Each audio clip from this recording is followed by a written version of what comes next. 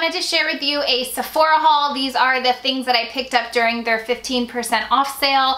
I had some requests to film like a recommendations or what I was getting, but I just felt like it was really redundant because I have so many Sephora hauls and recommendations and favorites, which all still totally hold true. A lot of the stuff in here you've already heard me talk about or seen me haul from Sephora, so that's why I didn't post a video. Like, I also have a few things that I didn't get from Sephora but that were sent to me from different companies that I actually am really excited about. One thing was products that I already use and love. Let's get started with the stuff from Sephora. The first thing that was on my list that I have been missing in my regime, my skincare regime for so long, was the First Aid Beauty Facial Radiance Pads. I never want to be without these. I've talked to you guys about them so much.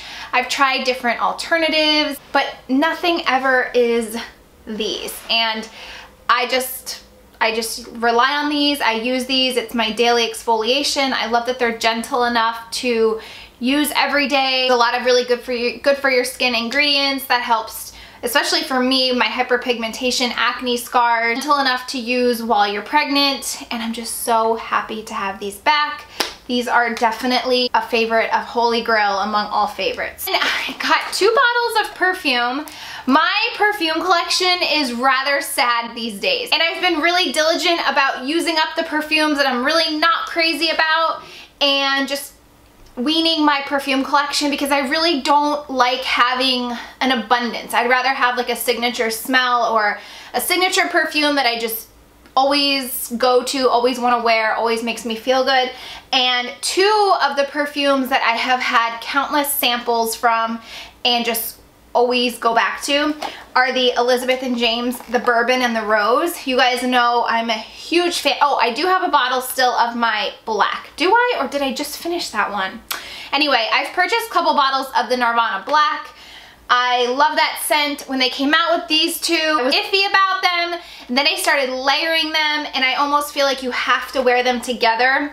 At least for me, the scent that you get with them together is so much better than either of them by themselves. So I did splurge and get 2 bottles. So happy because I can, again, not rebuild my perfume collection, but just have those less than a handful of my favorites that I really love and rely on. And I'm really happy to have full-size bottles of perfume because the roller balls are great to throw in your purse and to travel with, but I don't feel like they give you like a full scent, which you get from actually spraying it on. And then speaking of Elizabeth & James, I got another bottle of my favorite dry shampoo, the Elizabeth & James Nirvana Black. They have this in the white, the rose, and the bourbon, which I'm assuming that the formula is the same, you're just swapping out the scents. And I've just become so accustomed to this scent in my hair that as much as I love the bourbon and the rose, I didn't want to get them for my dry shampoo. So I'm just sticking with the black, and I'm obsessed with this. You guys know how many dry shampoos I've tried, everything from powders to aerosol sprays and high-end, low-end, and it always comes back to this. It's expensive, but it's one of those products that I rely on because I don't enjoy washing my hair every single day, nor is it good to wash your hair all the time. And the one thing I love the most about this, aside from the scent, and I've mentioned this before, is I feel as though my hair looks better the second day after you have this in your hair. It's not one of those dry shampoos that you immediately have to wash, you like feel like you have to wash your hair the next day because it's so like nasty feeling. You guys probably know what I'm talking about. I find that my hair actually looks better the second day after. It looks good when you apply it, but a lot of times I will apply it at night, go to bed, and then when I wake up, it's like I literally washed my hair in my sleep. So I love this. If you can splurge on a dry shampoo, wait for another Sephora sale. Highly, highly recommend. Let's talk some new stuff. I purchased a Laura Mercier loose setting powder in translucent, and I think this is so funny because this is probably one of the most popular products in Sephora, most popular products talked about on YouTube as far as foundation routines go, and it's just a product that I've never had. It's never been a product that I felt like I needed. I always had some kind of invisible set powder, translucent powder, and I have blown through all of them. My Bye Bye Pores was my last one, and I just finished it, so I wanted to try this. I do have and love the Laura Mercier loose powder in the classic beige, which is more of like a foundation. It has color and coverage, and I love that. I love how it looks on my skin. I love the application of it. And because I've been using the Era Beauty aerosol foundation, there are times when I do want to set it. And for right now, because I ran out of my other product, my powders, I'm just using the MSF Natural from MAC. But even that feels too heavy for me at times to be setting such a full coverage foundation. So I'm really excited to have this and use it in conjunction with that spray foundation. This will last me a really long time. A little bit goes a long way. It looks amazing on the skin from what I've seen and heard about it, and I'm excited to finally have some. This is another product that I've had on my Sephora wish list for a while, but again was practicing some restraint because it is a skin mist, skin set spray, and I have a lot of those. However, this is the Tatcha Luminous Dewy Skin Mist. However, all of the skin sprays that I have, the Josie Marin Nirvana, the Grape Water from Caudalie, my Scandinavia, all of those seem to do the same thing as far as set my makeup. And this one is more of a finishing spray where it gives you an effect to your skin, whereas the other ones kind of just lock everything in, rehydrate you, refresh your skin. This is meant to actually give you an effect to your skin, a dewy luminous glow, which is what I've been really relying on my Hourglass my Hourglass ambient lighting powders to do. So I thought it would be cool to try a spray form of a finishing product and see. I already finished my skin today with the Hourglass, so I don't want to spray this, but how pretty is this packaging? I feel like I can never have enough of these. Oh, and I forgot to mention also the First Aid Beauty Vitamin Spray is another one that I love. I would still use one of those setting sprays with this product, but I just think this is such a pretty bottle. And I was looking at some other ones online. Marc Jacobs just came out with one that's kind of like a finishing slash setting in one, and there was a couple others, but this one primarily was the one that kept sticking out as like a finishing spray. So I'm really excited. I will report back to you. The bottle is beautiful. I can't say enough about it. It's like glass and feels really luxe. I got a new brush. This is their Sephora Pro Airbrush Concealer number 57. Basically, it's a little bit of a larger, fluffier version of a MAC 217, and I purchased this specifically for under eye concealer, obviously.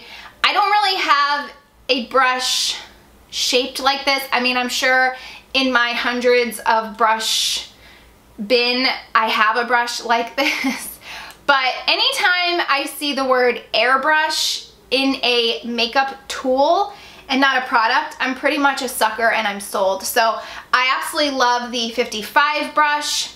That's been like a holy grail forever. That's what I use for foundation a lot of times. But if I'm not using my beauty blender, which is primarily what I use to put on under eye concealer, I wanted to have a brush. They always have this brush in all of their Sephora videos, like regardless of who's doing the video, everybody seems to always love this brush. So I got it. I just want to see what all the hype was about. Then I needed a new daily moisturizer. I'm pretty much all out of my Drunk Elephant. Completely used up my Kate Somerville goat milk, so I went with the Murad Essential C Day Moisture. And a couple reasons I went with this one is one, it has the SPF 30 built into it, and also again a sucker for anything with vitamin C in it, because vitamin C has brightening properties, which I love for my very sun damaged slash hyperpigmented skin. So I got this. I also checked over the ingredients to make sure that I could use this while pregnant. And when I was looking on Sephora's website specifically for acne, like acne scars and hyperpigmentation moisturizers, this was the one that just kept coming up. So I've always heard really great things about the Murad line, but I've never tried anything from it. So again, I will report back. I also really love the packaging. It's a tube rather than a pump, or like the one that I have now with the Drunk Elephant, which just seems like I feel like I'm leaving product behind. You can get every last drop out of this. So I'm excited because right now I'm mixing SPF into my moisturizer, and sometimes it just feels too much, like too heavy on my skin. Is that everything? Yes. And then a couple of the PR things that came to me, two of which you can get at Sephora. This is the Acai Body Power Cream by Sol Janeiro. And if you guys remember me ever talking about the Brazilian, the original, and the yellow tube, it is like probably my top 3 favorite body lotions that I've ever tried. And I am so excited to try this one because this is a new scent. I actually just saw this in Sephora the last time I was in there. I didn't know they came out with another one. I love the packaging again. Smell it. Ooh, it's like purple too. Oh. It's kind of smells a little floral. But I have been going through body butters and body creams like it's my job lately, so keep them coming. Yes, I love this stuff. It feels incredible. It's not really greasy, and it leaves behind a very light, very pleasant smell. So I love that. And then a new mascara. I actually tried this for the first time today. This is YSL The Shock, and it's interesting. Has a very unique brush. I say unique to any other mascara wands I've tried, but I did try it today, and if I could describe it in one phrase, I would probably say it gives you spidery look, but not in a bad way. Does that make sense? I don't know. It lengthens. I definitely wouldn't consider this a volumizing mascara. I think it falls more under the lengthening, separating line, and if you have lashes that are in good shape, thanks to products like New Lash, you can totally get away with using lengthening, separating mascaras over the volumizing mascaras because it just makes them look so long. So for the first time, first impression today, I did like it. I liked applying it. It kind of is like a typical mascara brush, but it goes from thin and it kind of like balls out. Whereas a lot of the other ones I feel like go the opposite, where the ball is at the tip. And I do like the formula. It's not really clumpy. It's not caking up, at least not yet. Nothing is better than a fresh tube of mascara, I have to say. And then the last thing that I got sent to me was from Patchology, their Flash Patches, the Restoring Night Eye Gels, which I've definitely shared and talked to you guys about. There's a random guy on a tractor. What's going on? Sorry. I picked these up last year in Nordstrom, and these have again become staples in my beauty, my nighttime, not necessarily routine, but just the skincare that I like need to have at all times, and kind of have a minor freak out when I don't have it. These eye patches feel incredible. They're not really slimy. They stay on, which is something that I have not found with others that I've tried. And I got a bunch of the travel ones, which I love, and then these are better to keep at home. They come in a little jar, and in here's 30 and in here's a 5-pack, and I actually took these on vacation with us recently. I just love them, even for on the airplane, and I don't even care what I look like, but they just feel so hydrating and cool. Sometimes I use them at night. A lot of times I use them in the morning, like when I'm getting ready or curling my hair. It's just like a boost for under that area if I didn't get a lot of sleep the night before, or I just feel really dark there. I love them. So I'm excited to have those. I don't know if you can get those at Sephora. I feel like you might be able to get them online. Could be wrong, but I know Nordstrom definitely sells them. That is everything that I picked up from the Sephora haul. I hope you guys enjoyed it. I have a massive product empties video to film, and truth be told, I've actually been putting it off because of just how much stuff I've blown through. I mean, it's been a while since I filmed my last one, so I guess it's to be expected. But there's no greater feeling than finishing up products and clearing out. And I have to film that video. I'm hoping to get it up after this one, because within my product empties videos, I think oftentimes there are a lot of really great recommendations and a lot of don't bother wasting your money on. So I definitely want to get that video up too. I might even break it up because I feel like it's going to be a lot. But a lot of them are repeat offenders. A lot of my empties you've seen in other empties. So that's video I hope to film, but I hope you guys enjoyed this, took something away from it. If there's anything you've discovered new at Sephora, I would love to hear. Thank you so much for watching, and I will talk to you later. Bye. Trying to get something out of this guy. What are you trying to get? The surprise that you have planned later that you won't tell me. It's very bad for my